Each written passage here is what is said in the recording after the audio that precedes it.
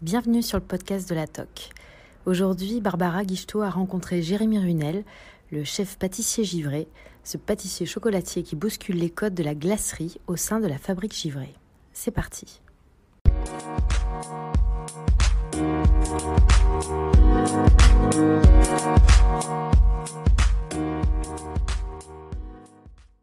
Vous êtes originaire d'Ardèche, vous avez fait un CAP pâtisserie et un CAP chocolaterie. Pourquoi ce secteur-là, à la base? Bah, en fait, moi, j'ai un cursus qui est assez simple, hein. J'ai la chance de jamais avoir. Je me suis jamais posé la question de ce que j'allais faire, puisqu'étant donné que mes parents sont dans la restauration et que j'ai grandi dans les cuisines. Donc, j'ai navigué autour des marmites depuis tout petit. Et en fait, je me suis pas posé la question. J'attendais simplement d'avoir 14 ans pour pouvoir aller faire un apprentissage en pâtisserie. D'accord. Et donc plutôt orienté dessert alors? Et plutôt orienté dessert. Alors ça, je ne sais pas ce qui s'est passé. Pourquoi pas le salé, je sais pas trop. Peut-être que les odeurs, des fois, le matin, me dérangeaient un peu. Vous savez, la vue du sang, l'odeur du poisson. Je préférais traîner en pâtisserie, quoi. Je trouvais ça plus sympa. Les odeurs de beurre, d'amande, ça me plaisait plus. Et vos parents avaient déjà ce souci que vous allez développer plus tard de vraiment travailler en circuit court avec des produits du terroir? Bah, avant, en fait, avant, c'est une question qu'on se posait pas trop, quoi. Quand on était installé à son compte, on travaillait avec les gens qui étaient à côté de chez soi, quoi. On n'avait pas cette démarche ou cette communication. C'était assez naturel, quoi. Et en fait, moi, j'ai gardé ça de mes parents. Donc, aujourd'hui, on le dit, mais en fait, c'est naturel pour nous d'acheter des choses qui sont proches de notre laboratoire, quoi. Du coup, vous êtes parti à Paris. Vous êtes d'abord parti, je crois. Vous êtes parti Je suis allé d'Ardèche. ouais, je suis allé Ah, en Haute-Savoie, mhm, où j'ai fait un apprentissage en chocolaterie à la Clusa. mhm. Et ensuite à Paris, oui, dans les grandes maisons, pour aller me former au métier de pâtissier. Ok. Et du coup, quand est-ce que la glace est arrivée? Bah, la glace, ça arrivait un peu par hasard. Alors c'est vrai que quand on est pâtissier, vous savez, on touche un peu à tout, hein. On fait du chocolat, on fait aussi de la confiserie, de la glacerie. Mais Mhm, la glacerie, oui, c'est venu d'un pote qui m'a mis un peu le pied à l'étrier en me disant, ben écoute, viens, on monte un projet ensemble. Il y a une place qui est en train de devenir piétonne dans notre village ardéchois. Est-ce que ça te dit, on fait un glacier et après réflexion, on s'est dit, bah, en fait, il y a un truc à faire sur la glacerie, quoi. mhm. C'est quelque chose, un produit qui est assez sympa à transformer, qui peut voyager aussi facilement, puisque c'est ce qui nous plaisait aussi, et c'est pour ça qu'on a choisi la glacerie, quoi. Mhm. C'était de pouvoir grandir avec en pouvant l'expédier facilement dans d'autres points de vente, via nos boutiques ou dans le e-shop, quoi. D'accord, donc ça c'était alors, le lancement vraiment de la fabrique givrée, c'est 2012. Vous aviez déjà comme ça tout le concept actuel déjà en tête, ou alors il y a des choses qui ont évolué Ouais, depuis la non, création? dans les grandes lignes, le concept a toujours été un peu le même, hein. Il y a le design peut-être des magasins qui a un peu évolué, c'est normal. Il s'est affiné avec le temps.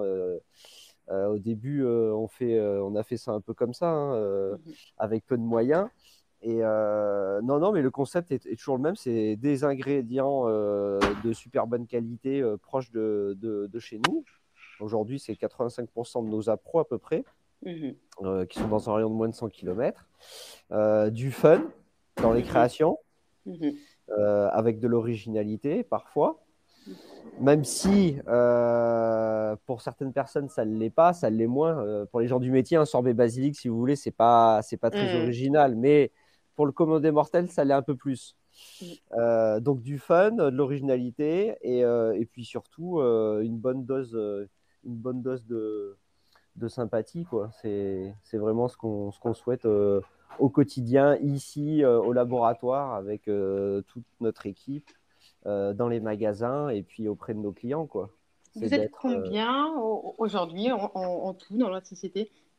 Bah, aujourd'hui, comme on est sur une activité saisonnière, le métier de glacier nous oblige à avoir un peu plus de monde l'été. Donc, on arrive à être jusqu'à un peu plus de 100 personnes durant les 5 mois de la saison. Et sinon, autrement, on est à peu près 70 le restant de l'année. D'accord, ok, très bien. Donc, il y a encore une forte empreinte saisonnière, même si vous, justement, dans votre concept, on va revenir après sur le concept de gastronomie, mais c'est vrai que vous avez voulu étendre la consommation de glace à l'année entière avec différents produits. Il y a encore une saisonnalité quand même très forte dans la glacerie. Oui, il y a encore une saisonnalité très forte, même si on essaye de la gommer en proposant des produits toute l'année.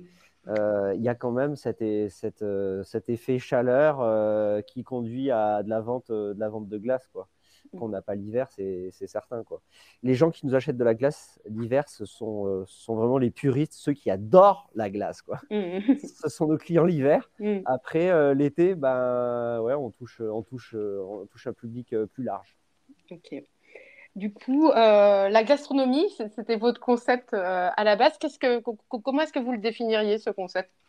Ouais, c'était assez simple. Le concept, c'était d'utiliser les meilleurs ingrédients possibles en évitant d'utiliser des colorants, des arômes de synthèse, des édulcorants pour fabriquer nos glaces, quoi. C'était simplement la simplicité et retrouver cette sensation de croquer une fraise quand on va manger un sorbet fraise et pas de se retrouver avec un sorbet fraise qui contient 30% de fruits et qui est foisonné à 120% d'air.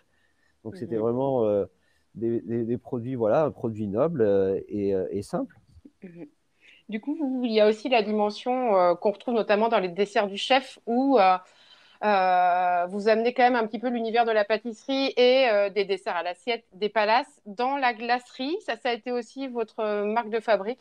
Oui, ça a été aussi un peu notre touche, c'était de revisiter un petit peu la coupe glacée qui était un peu ringarde, vous savez, dans ces grandes coupes en verre avec les grosses rosaces de Chantilly. Voilà, c'est vrai on a essayé d'y amener une touche un peu plus fraîche avec des textures et des saveurs qui sont différentes en fonction des parfums des coupes. Mais ouais, ça c'est un truc qui est assez cool. Et donc notre carte, on essaye de la faire évoluer aussi au fil du temps, au fil des ans. On reste vraiment pas figé sur des produits qui pourraient marcher, hein. On n'hésite pas à changer tous les ans, à se renouveler aussi. Et c'est comme ça qu'on avance. Du coup, il y a forcément les bacs de glace. Après, il y a tous les produits, alors qui sont aussi, j'imagine, beaucoup, qui ont été conçus aussi dans cet objectif d'être nomade. Je pense aux cônes, je pense aussi voilà, au kiff, etc. Ça, pareil, c'était en germe dès le départ. Alors, le kiff, il est venu, on a commencé à faire des verrines, et en fait, j'ai vite trouvé ça pas pratique à manger. C'est-à-dire que pour aller prendre l'ensemble des saveurs dans un pot en verre qui va mesurer 8 cm d'eau, c'est très compliqué parce que la glace met du temps un peu à revenir à température. Donc, on a vite fait le constat que ça allait pas. Et donc, on mangeait la verrine par couche, par strate, et c'était pas sympa, quoi. Donc, l'idée, c'était d'avoir quelque chose de moins haut, de plus large, de façon à ce que la glace revienne plus facilement à température, en tout cas plus rapidement, de façon à avoir toutes les saveurs, les textures en un seul coup de cuillère. Et en fait, c'est comme ça qu'est né le kiff. Et puis, le cône a suivi derrière parce que je suis un gros fan de cônes glacés et on l'a un petit peu revisité en façon gastronomique. Aussi développé le chocolat récemment. Alors, c'est dans une optique de quoi? De complémentarité ou alors justement de trouver un peu des relais de vente à l'année? C'est un peu les deux. Trouver des relais de vente l'hiver, ce qui était important. Et puis, le chocolat, c'est aussi une matière que j'affectionne particulièrement puisque j'ai travaillé pendant plus de 8 ans chez Valrhona. Donc, c'est un ingrédient que je connais très bien. Et ça fait longtemps qu'on voulait le mettre à la carte. Et puis voilà, donc ça a été chose faite cet hiver, hein. On a commencé avec une petite gamme, voilà, de tablettes, de petites pépites, de barres. Et puis la gamme va s'agrandir petit à petit. En plus, qui sont des déclinaisons au niveau des parfums, de vos parfums un petit peu Ouais, signature. On retrouve exactement. vraiment votre univers. Bah, on essaye vraiment de travailler sur du cœur de gamme plutôt que de s'éparpiller. Si je prends notre recette fétiche à Bibi ou Chocolover, voilà, on va pouvoir le retrouver vraiment sous différents formats, que ce soit en kiff, que ce soit aussi en barre glacée, que ce soit en tablette. On va le retrouver en coupe glacée. Donc c'est vrai qu'on va pouvoir trouver ce produit-là sous différentes formes, quoi. Qu'est-ce qui vous inspire?